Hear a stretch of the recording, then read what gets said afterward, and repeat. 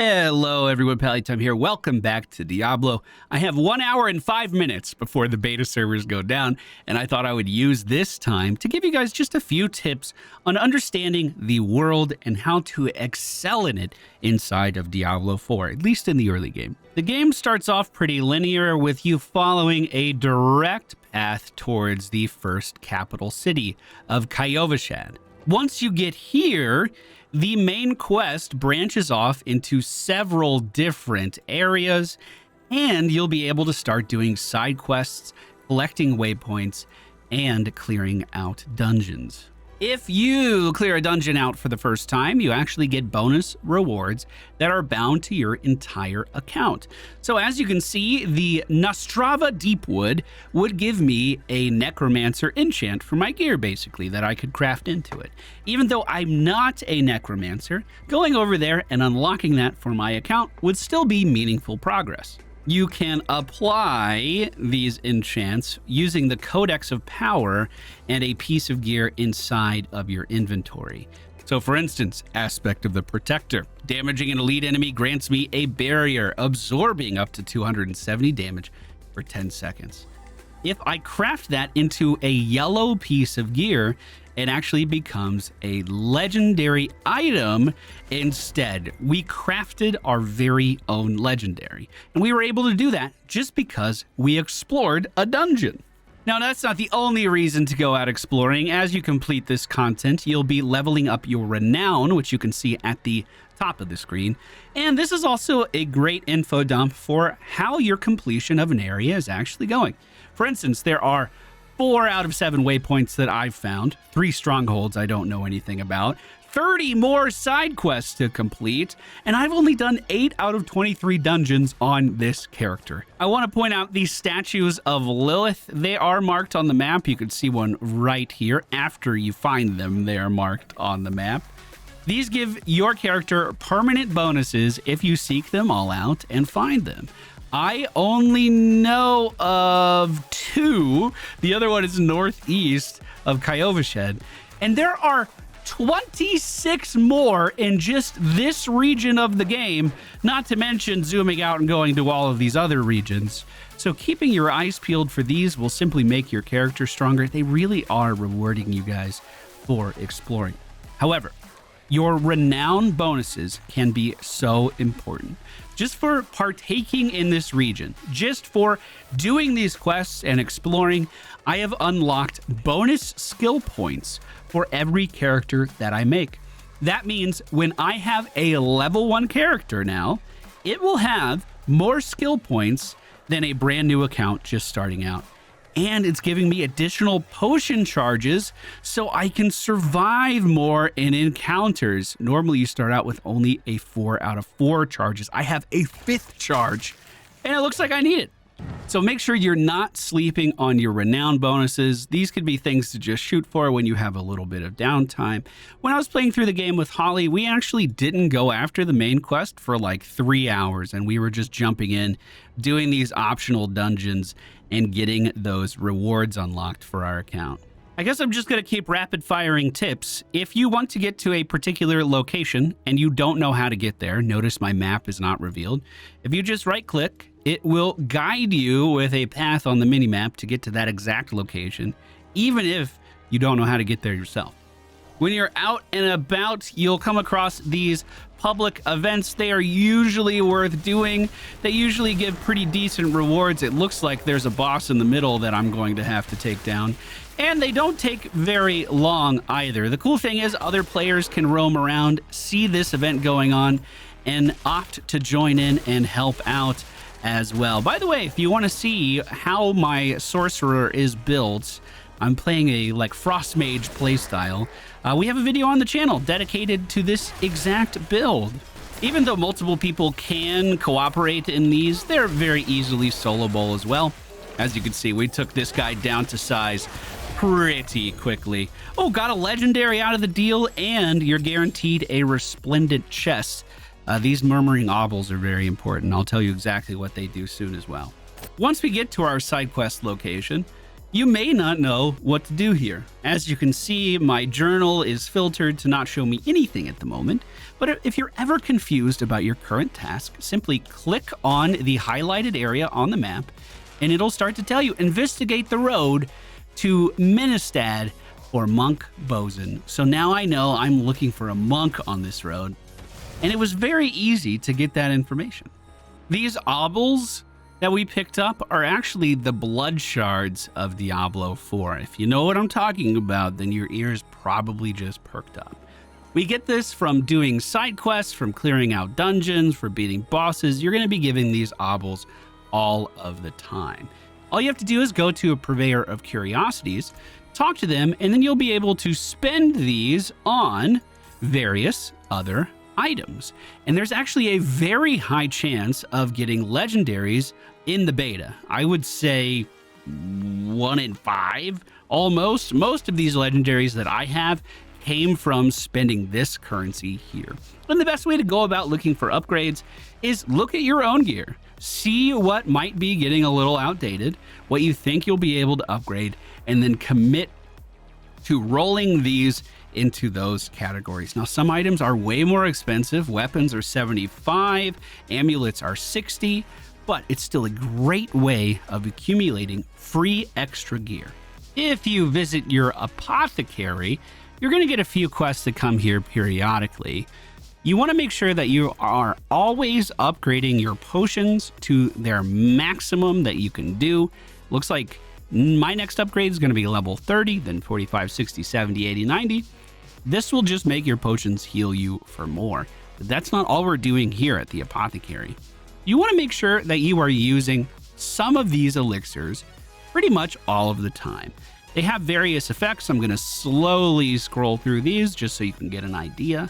The weak iron barb elixir is the cheapest to craft resource-wise, and you can start making them as low as level 5, which is basically the level you arrive in this city. The best thing about this isn't necessarily the effects that these give, but you're going to get a 5% experience bonus, and if you're rolling this out every half an hour, keeping it up all of the time, that just means you're going to be progressing through the game faster, unlocking more of your character's core abilities faster, and I think having a better time. To craft one of these, you just click on it, decide how much you want to make. There is a small crafting cost. It's not that big of a deal at all. And then these will show up in your consumables tab. Right click on one of these and they last for half an hour. You even get a little buff here above your health bar or above your ability bar to make sure that you have one running. If you're the type of player that enjoys transmogs and dyeing your gear, then the wardrobe has been updated in a big way to accommodate that. You can see there's no more dye vendors. You can simply swap the pigment of whatever you are designing by clicking here at the bottom. And of course, the looks come from various pieces of gear that I have found during my adventures and salvaged. I don't have to keep these in my inventory. These don't have to go in storage. Basically, you find the look and it's permanently unlocked, and then you can even customize it further. I actually have a pair of boots that I like a lot. I upgraded these at the blacksmith as well to make it even better. See how it has 3 out of 3 upgrades? I invested probably 50,000 gold into these boots. One thing I really like is the increased ice armor effect. Ice armor is pivotal to our build, and this would allow me to go to 6 levels of this, where normally it's capped by 5. So that's already pretty exciting. But we also have a big boost of speed after we evade wearing these, and I don't have a teleport. I don't have any way to get away from things. I really count on freezing. So if I do need to move, that big boost of speed is awesome. However, there is a downside to these boots. I replaced one of my key legendaries with it. However, in Diablo IV, that is no longer a problem. And this is genuinely one of the most exciting features in the entire game. Please make sure you're paying attention. We can craft our own legendary item using other legendaries. It's not just that stuff that we found in dungeons earlier. This allows us to target effects that we want. So I really like these yellow boots. And if I go to this second tab here to extract the aspect, I can load this up with my old boots that would increase my crowd control duration and give me more damage to unstoppable targets. So our boss killing boots, or our, keep everything frozen so we can kill it faster boots. Very important item.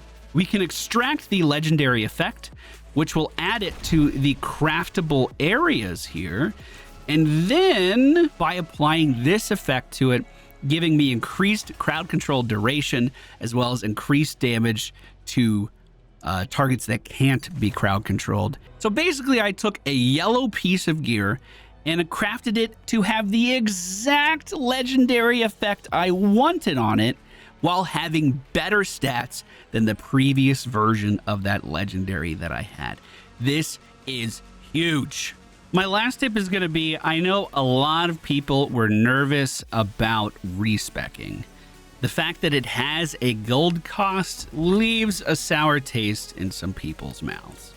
If I wanted to respec my entire tree, this is at level 22. Remember that we could only go up to 25 in this beta weekend. But if I wanted to respec and completely change up my character, all I would have to do is invest 1,452 gold into that. This cost does go up as you level up, so keep that in mind. The more cemented your abilities are, the higher level your character is, the more expensive it will be to re-roll. However, this is literally no big deal. I've made 200,000 gold in 2 days without even thinking about it. So if I wanted to be a lightning mage and just dump all of these points into here, you could do that so easily on a whim. And I think the coolest part of this is when you get your first legendary drop, when you have that first item that really blows you away, you can lean into it with your talents so cheaply in the early game. In my case, I was using Ice Orb as my primary ability until I found these gloves that makes my Ice Shard pierce 4 times, and Ricochet, by the way, with some of our other talents. Once I got this, I changed up my build. I haven't looked back, and I have been just cruising through a game. It's been so fun. But let's say you don't want to do big sweeping changes. What are your options? We're going to use that same example where I go from a frozen orb setup to an ice shard setup with everything else staying the same. All you have to do is right click on these and then start spending the points in your desired area, and you'll be able to max out your talents without the full penalty, without the full cost of removing everything, and change up your build in literally seconds. And just taking 1 point away, if we look at my gold here down at the bottom, it's like 60 gold. Literally nothing.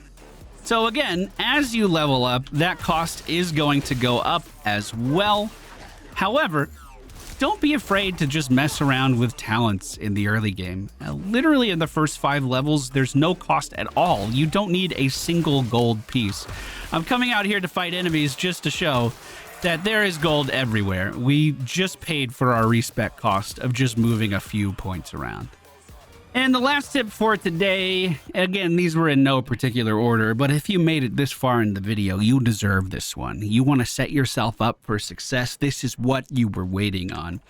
Make sure you do your class quest around level 5, I believe is when they unlock. It may be a little bit after that. For the sorceress, your class quest allows you to unlock enchantments. This makes it so my ice shards are popping off even more than normal. This, of course, stacks with our legendary effects. The enchantment for ice shards just makes it fire off for free when you freeze targets. And again, if you want more specifics about this, we have a sorcerer video dedicated to this exact build. But I went through a lot of the game without doing my class quests, and I hate myself for it. I should have done it immediately. This was such a huge power spike. The class quest is different for every class, and the bonuses you get are different for every class.